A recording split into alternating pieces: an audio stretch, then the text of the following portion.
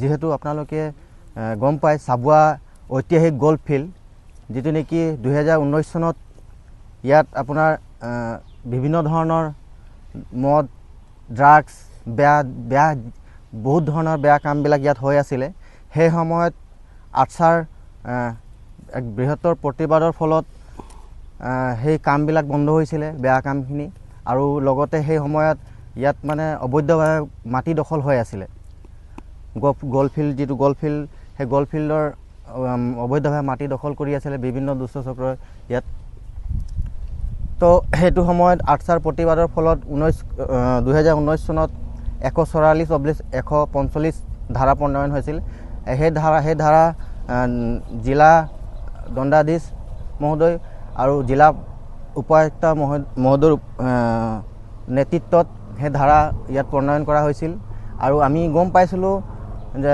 চাবুৱাবাসী ৰাইজেও গম পাইছিলে যে 144 145 ধাৰা লগে সেই গোটেই মাটিডোখৰ প্ৰশাসনৰ আণ্ডাৰত গুচি যায় আৰু 2019 চনৰ পৰা আজি ডেটলৈকে আমি গম পাওঁ সেই দুখন ধাবা আপোনাৰ লটাছ ধাবাৰ পৰা ৰঙা ঝাণ্ডি মাৰি মেলি আপোনাৰ এই আপোনাৰ কি কয়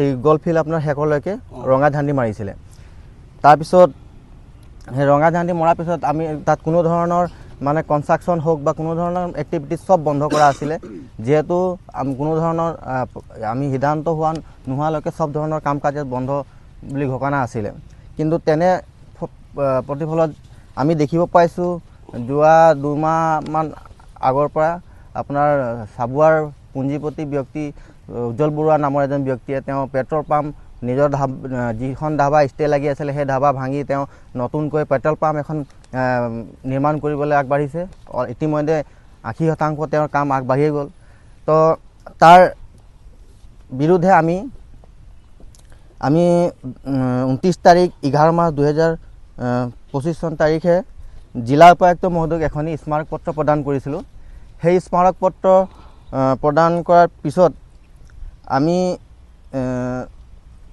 তেওঁ লগে সাৰ্কুল অফিচাৰক ফোন কৰি আমাৰ ওচৰতে ফোন কৰি গোটেই বস্তুটো বিষয়বস্তুটোৰ বুজি ল'বলৈ কয় আৰু যদি কথাখিনি যিটো স্মাৰক পত্ৰত যিখিনি কথা আছে সেইখিনি যদি সঁচা হয় তেন্তে কামখিনি মানে ষ্টে কৰিবলৈ তেওঁ অৰ্ডাৰ দিছিলে ঠিক আমি 29 তাৰিখে স্মাৰক পত্ৰ দিয়াৰ পিছত আমি 2 দিন পিছত আমি সাৰ্কুল অফিচাৰ বাইদেউ আমি লগ ধৰিলোঁ তেখেতক লগ ধৰাৰ পিছত তেখেতক আমি ক'লোঁ বাইদেউ যে আপোনালোকৰ ফালৰ পৰা কিবা এক্টিভিটিজ হৈছে নাই আমি যিহেতু জিলা উপায়ুক্ত মহোদয় এখন স্মাৰক পত্ৰ দিছিলোঁ যে চাবুৱা গল্ফ ফিল্ডটো অবৈধভাৱে মানুহে কনষ্ট্ৰাকশ্যন কৰি আছে পেট্ৰল পাম্প বনাই আছে যেহেতু তাত 144 145 ধাৰা প্ৰণয়ন হৈছিলে তো বাইদেউ ক'লে আমি বস্তুটো মই মণ্ডলক পঠিয়াম মণ্ডল পঠাই মেলি আমি গোটেই বস্তুটো ভেৰিফাই কৰাৰ পিছত আমি আপোনাক জনাম 2 দিন সময় দিয়া ঠিক আমি 2 দিন পিছত আমাৰ আৰ্চাৰ চাবুৱা শাখাৰ 40 জন এটা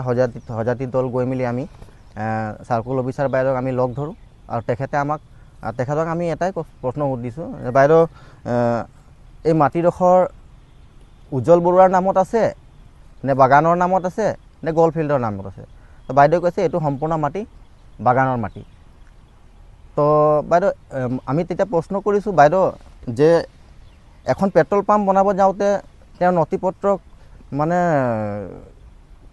মানে সঠিক নোহোৱালৈকেতো তেওঁ এখন পেট্ৰল পাম্প বনাব নোৱাৰে তেওঁ ক'ৰ পৰা পাৱাৰ পালে যে তেওঁ এটা মানে ষ্টে লাগি থকা মাটি এটাত মানে পেট্ৰল পাম্প নিৰ্মাণ কৰিব আগবাঢ়িছে বাইদেউ কৈছে তেতিয়া আমাক যে এই বস্তুটো তেওঁ সম্পূৰ্ণ অবৈধভাৱে তেওঁ এইটো বনাই আছে আৰু ঠিক আছে বনাই আছে যেতিয়া আপোনালোকে গম পায় এইটো বাগানৰ মাটি হয় তেওঁ তাত ইলিগেলি কনষ্ট্ৰাকশ্যন চলি আছে আপুনি আপোনাৰ নিজৰ মুখেৰে আমাক কৈছে তেতিয়াহ'লে আমি কৈছোঁ বাইদেউক কৈছোঁ আমি তেতিয়াহ'লে আপোনালোকে ইয়াত এভেকশ্যন কৰাৰ মানে ইনিচিয়েটিভ ল'ব লাগে তাৰপিছত ইমানটো ক'লে আৰু সেইকাৰণে আমি আজি ইয়াত মানে ইয়াৰ পিছত আমি বিভিন্ন আমাৰ চাহ বাগিচাৰ মানুহৰ লগত আমি আলাপ আলোচনা কৰিলোঁ মিটিং মাটাং কৰাৰ পিছত আমাৰ এটা সিদ্ধান্ত হৈছে যেহেতু প্ৰশাসনেও গম পায় মাটি এডোখৰ ইলিগেলি অকুপাইড কৰি মেলি ইলিগেলি কনষ্ট্ৰাকশ্যন হৈ আছে তাত 144 145 ধাৰা লাগি থকা স্বত্তেও তেওঁলোকে প্ৰশাসনে তাত সম্পূৰ্ণ গম পাইছে যে এইটো অবৈধভাৱে কাম কাজবিলাক হৈ আছে। কিন্তু তেওঁ প্ৰশাসনেও আজি আমি দেখি পাইছোঁ তেখেতসকলে অকল নামৰ ষ্টে লগাই থৈছে, কিন্তু ৰাতি কাম চলি থাকে তাত। তো এইবোৰ কাৰ্যক আমি ধিক্কাৰ জনাইছোঁ। আৰু আমি মানে এটাই কথা ক'ব বিচাৰোঁ, যিহেতু যদি বাগানৰ মাটি হয় আৰু বাগানে গল্ফ ফিল্ড হিচাপে যেতিয়া দিছে, গল্ফ ফিল্ড হিচাপে থাকক। আমি আটচাও সেইটো বিচাৰিছোঁ গল্ফ হিচাপে থাকক। কিন্তু যিবিলাক মাটিত যেতিয়া ষ্টে লাগি আছে, সেই মাটিত যদি কোনো ধৰণৰ নতুনকৈ যদি কনষ্ট্ৰাকশ্যন কৰিছে, এইটো সম্পূৰ্ণভাৱে বন্ধ কৰিব লাগে। আৰু পেট্ৰল পাম্প যিটো বনাইছে, সেই পেট্ৰল পাম্প এভেকশ্যন কৰিব লাগে। আমি প্ৰশাসনক, জিলা প্ৰশাসন মহোদয়ক অতি শীঘ্ৰে আমি এভেকশ্যন কৰিবৰ কাৰণে দাবী জনাইছোঁ। বাকী শাখাৰ সভাপতি আছে বিকাশ ৰাও ডাঙৰীয়া, তেওঁ খাৰজানেৰে এইখন বাগিচাৰ পৰাই বিলং কৰে, তেখেতে সুন্দৰকৈ জনাই দিব আপোনালোকক। 19 চনত আগৰ কথা যদি আমি যাওঁ, 19 চনৰ আগৰ 17 বা 18 চন যেতিয়া কি গল্ফ খেল ইয়াত সম্পূৰ্ণ বন্ধ হৈ গৈছিলে। তাৰপাছত বিভিন্ন ধৰণৰ ইয়াত কাৰ্যকলাপ, অশ্লীল কাৰ্যকলাপ ইয়াত চলি থকাৰ কাৰণে আমি এটা সিদ্ধান্ত ল'লোঁ যে সঁচাকৈ যদি গল্ফ ফিল্ড সংৰক্ষণ কৰিব বিচাৰিছে, তেতিয়াহ'লে গল্ফ এছ'চিয়েশ্যন বা উগা বুলি কিবা এটা সিহঁতৰ সংস্থা এটা আছে, তেওঁলোকে চোৱা চিতা কৰক। নতুবা গল্ফ ফিল্ডটো এনে পৰি থকাতকৈ ইয়াত যিখিনি কাম কাজ হৈছে, এই ওচৰত আপোনালোকে দেখিছে বাগান, মানুহে ইয়াত কাম কৰিবলৈ ভয় কৰিছিলে, মানে বিশেষকৈ মহিলাসকলে। ইয়াত তেনেকুৱা ধৰণৰ কাম কাজ ইয়াত চলি আছিলে। তো এই সম্পূৰ্ণ আমি এই বিৰোধিতা কৰি আমি তেতিয়া আন্দোলন কৰি এটা আমি প্ৰতিবাদৰ যোগেদি জিলা প্ৰশাসনে তেতিয়া 144 লগালে। কিন্তু পিছৰ পৰ্যায়ত জিলা প্ৰশাসনে 145 ধাৰা প্ৰণয়ন কৰি এটা কথা আমাক মিটিঙৰ সভাৰ যোগেদি আমাক কৈছিলে যে গল্ফ ফিল্ডটো এনেকুৱা পৰি থাকিলে জংঘলটো মানে আৰু বেছি হ'ব, গতিকে ডেভেলপমেণ্টৰ কিছুমান কাম ধৰি লওক বা খেলৰ লগত জড়িত তেনেকুৱা হৈ থাকক, তেতিয়া গল্ফ ফিল্ডটো ঠিক হৈ থাকিব। কিন্তু আজি এই 6টা বছৰ যোৱাৰ পাছত এই উজ্জ্বল বৰুৱা নামৰ ব্যক্তিজনে, কাৰণ চাওক ইয়াত কমাৰ্চিয়েল প্লেচ বুলি ক'লে 3খন ধাবা আমি গম পাওঁ, আপোনালোকে জানে, আমিও জানো। বাকী দুখনৰ কথা এটা আমি ক'বলৈ নাযাওঁ, যেনেকুৱা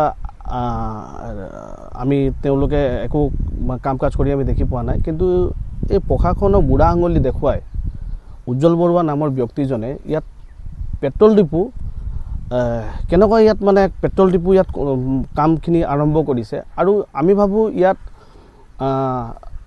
প্ৰশাসনেও সম্পূৰ্ণ তেওঁক লগ দিছে বুলি ভাবোঁ। এইকাৰণে ভাবিছোঁ, চাওক পেট্ৰল ডিপু হওঁতে কিছুমান নথি পত্ৰৰ দৰকাৰ আছে, ঠাইডোখৰ ভেৰিফাই হয়। আপোনালোকে যদি সেই সময়ত আপোনালোকে যিহেতু এই গল্ফ ফিল্ডৰ লগত পোনপটীয়া আপোনালোকেও যোগাযোগত আছিল আৰু বিভিন্ন ধৰণৰ সংবাদ মাধ্যমৰ যোগেদি আপোনালোকে বহুত কথা গম পাইছিলে যে এই গল্ফ ফিল্ড ইয়াত 6টা দাগ, 6টা, এইটো আপোনালোকক আমি অলপ শেষ হোৱাৰ পাছত আপোনালোকক দি দিম, এইটো আপোনালোকৰ ওচৰতো থাকিব পাৰে। 6টা দাগ, এই 6টা দাগত সম্পূৰ্ণ 144 লগাইছিলে। আৰু কমাৰ্চিয়েল ৱৰ্ক যিখিনি হেৰি আছিল, ধাবাখিনি আছিলে, বন্ধ কৰিছিলে। এই দাগ আকৌ ভেৰিফাই কৰি কিনে, কাৰণ পেট্ৰল ডিপু এখন হওঁতেতো মাটি ভেৰিফাই হয়, তো দাগ একেখনে কেনেকৈ ভেৰিফাই কৰি পঠিয়ালে যে তেওঁ আকৌ ইয়াত পেট্ৰল ডিপু স্থাপন কৰিবলৈ তেওঁ আগবাঢ়িছে। তো এইটো আমাৰ সন্দেহ আছে। ইয়াত মানে প্ৰশাসনৰো, আমাৰ চক্ৰ বিষয় কাৰ্যালয়তো আমাৰ সন্দেহ আছে। গতিকে আমি এই সংবাদমেলৰ যোগেদি আমি জিলা প্ৰশাসন আৰু অসমৰ মাননীয় মুখ্যমন্ত্ৰী মহোদয়ক আমি অনুৰোধ জনাইছোঁ যে এনেকুৱা ধৰণৰ আইন প্ৰশাসনক মানে বুঢ়া আঙুলি দেখুৱাই যোনে এই কাম কাজত লিপ্ত হৈ আছে, তেওঁৰ ওপৰত শাস্তিমূলক ব্যৱস্থা হওক, গল্ফ ফিল্ডো থাকক। কিন্তু এটা কথা আমি আপোনালোকক কৈ দিছোঁ যে 2019 চনতে আমি ৰাইজে এটা সিদ্ধান্ত লৈছিলোঁ, মানে যদি গল্ফ ফিল্ড ইয়াত ৰাইজে বিচাৰিছে, সকলোৱে গল্ফ ফিল্ডে বিচাৰিছে, আমিও বিচাৰিছোঁ গল্ফ ফিল্ড ভাল হৈ থাকক, গল্ফ ফিল্ড আমি বিচাৰিছোঁ। কিন্তু আপোনালোকে জানিবলৈ পাই আচৰিত হ'ব, গল্ফ ফিল্ডৰ নামত মুঠ মাটি আছিলে 18 হেক্টৰ। পূৰ্বতো আমি কৈছিলোঁ, এতিয়াও আমি কৈছোঁ 18 হেক্টৰ। কিন্তু আজি গল্ফ ফিল্ড ইউজ হৈ আছে, ব্যৱহাৰ হৈছে অনলি 12 হেক্টৰ। 6 হেক্টৰ মাটি গ'ল ক'ত? তো বেদখল। এই বেদ যদি কথা স্পষ্ট চাওক, দুটা কথা আছে ইয়াত। আমি সেই সময়তে এটা সিদ্ধান্ত লৈছোঁ, যদি গপ্ফিল লাগেতো গোটেই 18 হেক্টৰক গপ্ফিল হিচাপে ধুনীয়াকৈ গপ্ফিল হিচাপে ৰাখক, ইয়াত খেল হওক, ইয়াত গপ্ফিল হিচাপে গপ্ফিল কাৰণ বহুত পুৰণা গপ্ফিল হয়, আমি গপ্ফিলক আমি শেষ কৰিব বিচৰা নাই। কিন্তু এই 18 হেক্টৰ যিটো গপ্ফিল আছে সেই সম্পূৰ্ণ 18 হেক্টৰ গপ্ফিলটো উলিয়াই দিয়ক, নতুবা যি 12 হেক্টৰ গপ্ফিলত বৰ্তমান গপ্ফিল ৰৈ আছে যে এইটো ভৱিষ্যত দিনত কিন্তু এই 12 হেক্টৰো নাথাকিব। তো পিছৰ পৰ্যায়ত আমি সেই সময়তে এটা সিদ্ধান্ত লৈছিলোঁ যে যদি আমাৰ কথা প্ৰশাসনে যদি নুশুনে তেতিয়াহ'লে কিন্তু ইয়াত আমি পুনৰ চাহপুলি লগাবলৈ বাধ্য হ'ম। এইকাৰণে বাধ্য হ'ম, আপোনালোকে দেখিছে যে বিভিন্ন সময়ত বিভিন্ন ধৰণৰ কোম্পানীয়ে, আজি অইলকে ধৰি বিভিন্ন ধৰণৰ কোম্পানীয়ে চাহ বাগিচা উচ্ছেদ কৰি বাগিচাক এক অন্ধকাৰলৈ ঠেলি দিছে। গতিকে আমি ভাবোঁ যে যদি এনে পৰি থকাতকৈ আৰু দিনক দিনে যদি এইটো বেদখল হ'বলৈ যায় তেতিয়াহ'লে তাতকৈ আমি ভাল দেখোঁ যে ইয়াত যদি বাগানে পাতি দিয়ে তো ভৱিষ্যতে 2-এজন মানুহ ইয়াত চাকৰিত হ'ব, যিসকল আমাৰ ওচৰ চুবুৰীয়া মানুহ লাভান্বিত হ'ব বুলি আমি এইটো আমাৰ ভাৱ এইটোৱে। চাওক, এটা কথা স্পষ্ট, খুব সুন্দৰকৈ প্ৰশ্ন সুধিলে আপুনি। উজ্জ্বল বৰুৱাৰ মাটি আছে 102 নং দাগৰ পৰা উজ্জ্বল বৰুৱাই মাটি কিনিছিলে আজিৰ পৰা প্ৰায়, আমি তথ্য ভিত্তিত কৈছোঁ, আমি পাইছোঁ যিখিনি আমি তথ্য আমাৰ হাতত আছে, আপোনালোকক দিম এইটো, আজিৰ পৰা প্ৰায় 20 বছৰ আগত। তাৰপাছত তেওঁ 102 মাটি পাৰ্টিশ্যন কৰিলে 221 হ'ল। 221 তেওঁৰ অনুসৰি যে তেওঁ য'ত এতিয়া পেট্ৰল ব্যৱহাৰ হৈছে 221 দাগ, কিন্তু তাত সম্পূৰ্ণ 146 দাগ হয় আৰু জিলা প্ৰশাসনে ষ্টে লগোৱা অৰ্ডাৰখিনি আমাৰ হাতত আছে। 146 দাগ হয়তো হয়।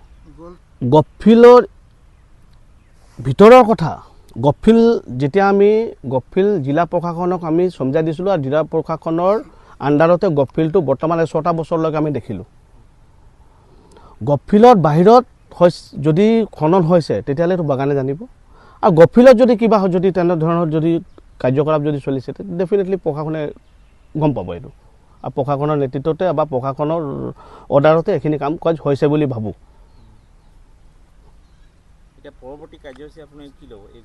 চব আমাৰ একেটা কথা যে যদি প্ৰশাসনে লগোৱা 144 বুঢ়া আঙুলি দেখুৱাই কোনোবা এজনে যদি ইয়াত পেট্ৰল পাম্প হওক বা কোনোবা হোটেল যদি খুলিম যদি ভাবিছে, তেন্তে আমি প্ৰশাসনক, জিলা প্ৰশাসনক বিশেষকৈ আমি আজিৰ পৰা 3 দিন সময় এটা বান্ধি দিছোঁ।